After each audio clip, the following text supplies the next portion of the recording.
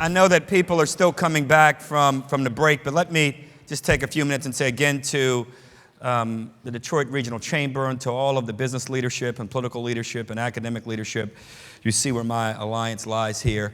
I thank them all for having me again, and to my dear friend and brother, Dennis Archer Jr. We've had a great conference and a lot of conversations about politics. I would just add two things in the few minutes that I have. One, I'm not as down on Trump as some people are. I'm not as down on him for two reasons. First, the political system, I think, in our country, about every 10 or 15 years, needs a good shove. Now, he's probably shoved it a little harder than I wanted him to shove it, and perhaps have shoved it in a way that's created some imbalances in the system. But he, in so many ways, is a reflection of where people are. Yesterday, we had Anna Navarro and Stephanie Cutter on stage, and one of the things I was trying to get at with them is as we look at our politics and we look at some of the changes, and I think both of them were lamenting and bemoaning the fact that there was a time in politics where they could get along with the other side, Democratic consultants, Republican consultants, and even politicians. But I think the American people in so many ways have changed the way they view and interpret and digest politics, and politicians in many ways are a reflection of that. I say I'm not as down on Trump because I think Trump not only reflects that, but in some ways is an imperfect vessel of where the political system is today. People are not as beholden, I don't believe, millennials, and for that matter, from millennials to seniors, to this whole party identity and party identification that we've become accustomed to talking about, Democrat and Republican. In fact, this last cycle, whomever you may have been for on the Democratic side, Bernie Sanders never declared himself a Democrat. He ran as an independent. And frankly, had Democrats not worked so hard to create some advantages for Secretary Clinton, Senator Sanders might have performed better. Remember, he started out at about 2% in the polls, and over a period of time went up against the greatest and most important and powerful machine in the Democratic Party in the last 40 years, and doggone near beat her. Trump, on the other side, had the same experience, beating, I believe, the most experienced field of Republicans to run for president in my lifetime. There was a guy on the stage named Bobby Jindal, wherever you agree with on his policies or disagree with. Here's a guy who has a pretty, if not a fairly accomplished record in politics.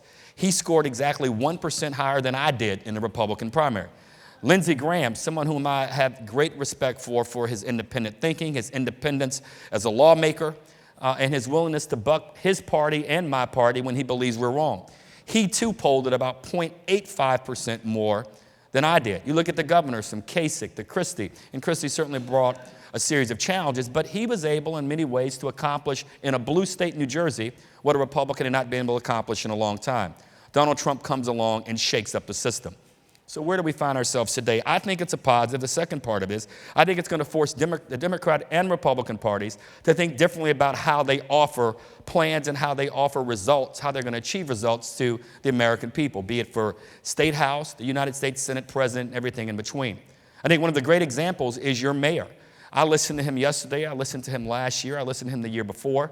And here's a person who methodically talks about what he wants to do, how he's going to do it, and comes back and actually talks about the results, talks about the successes, and talks about the shortcomings. We need more of that in politics. If you listened to him yesterday, you didn't say, wow, that's a partisan Democrat talking or a partisan Republican talking. In fact, I've never heard him talk that way. I think the model that mayors, and for that matter, even some governors across the country, have to bring to the conversation, including your own at times, Governor Snyder, is frankly the model that politics will end up following more so. Now, one of the weird things about it is that media in this country, and I'm part of an organization called NBC News and work for MSNBC some of the time, they benefit from this Trump thing. They love the partisanship. You can't turn on and you can't get enough of what's going on if you like that kind of politics on MSNBC or you like it on Fox or wherever it may be.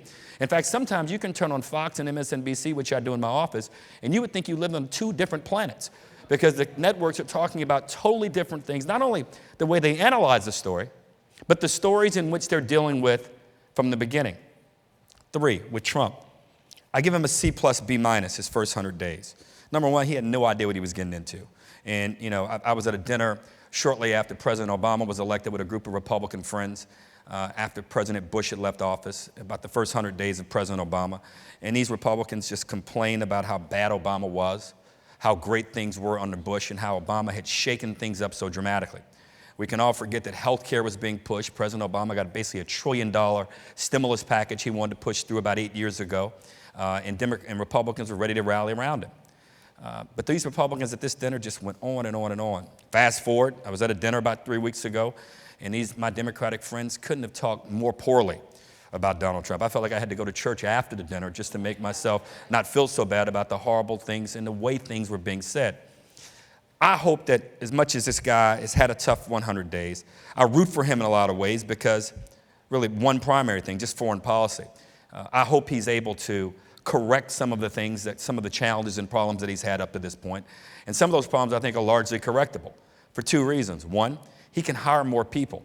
Of the 553 spots that the president appoints that are confirmable by the Senate, only 553 are. He has another 2,000 or so appointments he makes. This president's only put in 5% of the people in those confirmable positions, which makes it very difficult to execute on the policy and execute on the things that the president may want to see done. He's got to change that, and he can change that. I'm encouraged by some of the people he's put around him in terms of Mattis and McMaster. I'm not convinced at times that they exert the kind of authority and influence that I would like, but at least they are there. What he's done in North Korea and the advice he's gotten on it, there's no doubt at some point this whole policy we had as a nation around strategic patience was going to run out of patience at some point. I don't care how strategic it is, at some point your patience runs out. Now, you have to hope this president's thought through this, that his team around him is thinking through this, and you still have to retain great confidence in our military because they don't change because you elect a new person to the White House. They're beholden to the commander-in-chief and follow the commander-in-chief, but they lay out what they think is best, and the president reacts, and hopefully the commander-in-chief will take the best set of advice. One of the funny things that is said in Washington right now on the Democratic side, Democrats are ensuring that Justice Ruth Bader Ginsburg has a gym membership at every gym in the country. And Republicans are trying their hardest to make sure that General Mattis, the General McMaster, and General Kelly also have gym memberships wherever they want to ensure that they hang around to give this president advice. If he's able to work through this and listen more closely, which are big ifs, but I think he's matured a bit since being in office. I think we'll get a great indication of that a little later today. Some of you may know the president indicated a few days ago that we would likely not sign on to the Paris Climate Change Pact. For those of you who are not familiar, this is the old Kyoto, basically, protocol pact, and one of the greatest things they did for environmental protections and those who care about the way we talk about the environment was that they changed the city because Kyoto just became a toxic word. So it's now the Paris Climate Change Pact, and this president has indicated he may want to pull out. His EPA administrator has urged him not to do so, but his Secretary of State, Mr. Tillerson, has urged him to indeed sign it, along with the CEO and chairman of ExxonMobil. You would not imagine a time in which a chair and CEO of ExxonMobil is urging the president to sign on to an energy conservation pact, but the president is saying he doesn't want to because he wants to travel a different path. Hopefully he will awaken to this, and we'll get a sense at 3 o'clock today if the president was able to work out a better deal or a new deal, or at least a deal that he feels comfortable signing. The amazing thing about it is that it's all voluntary. And as Anna Navarro said yesterday, if we don't sign on to it, we will join an inglorious group of SNU, Syria, Nicaragua, and the United States for having not signed on to this pact. I hope the president awakens to that reality.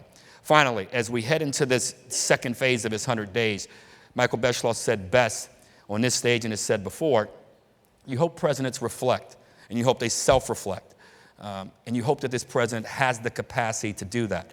Barack Obama, when elected, shortly after being elected, said that he would close Guantanamo. He never did.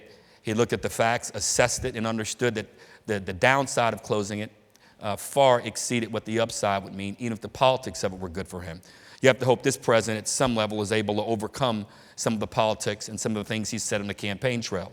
He clearly was able to do it in Saudi Arabia. I think the most curious thing for me as I've watched him up to this point is the tale of two trips on this foreign policy trip. A man that said the most awful things about Muslims during the campaign, and a man that started his effort off as president, obviously with an effort to block people from entering the country. He traveled to Saudi Arabia and struck a very different tone. He was criticized for looking as if he wanted to enable those who didn't believe in human rights and subscribe to the kinds of freedoms and fairness that we do. Then he traveled to Europe, and our most enduring friends, he made a fool of himself, and I think in many ways hurt our interests, and for that matter, hurt the most important alliance for freedom and democracy and defense of human rights in my lifetime and perhaps a generation or two before that in terms of NATO. B-, C+, you root for him. You have to hope he does better. And in 2020, if Democrats want to win again, they won't be able to win the race in 2020 based on a 2016 campaign. Just like Ford and GM and other car companies, other businesses in the state don't look for technology they used 4 years ago to fight battles 4 years later, Democrats will have to think more broadly, more effectively, and more pointedly about the kind of candidate they want to nominate in 2020. I might add that the ideology and the philosophy that wins the governor's races in Michigan, Ohio, and Florida would be a place for Democrats to look first. Thank you.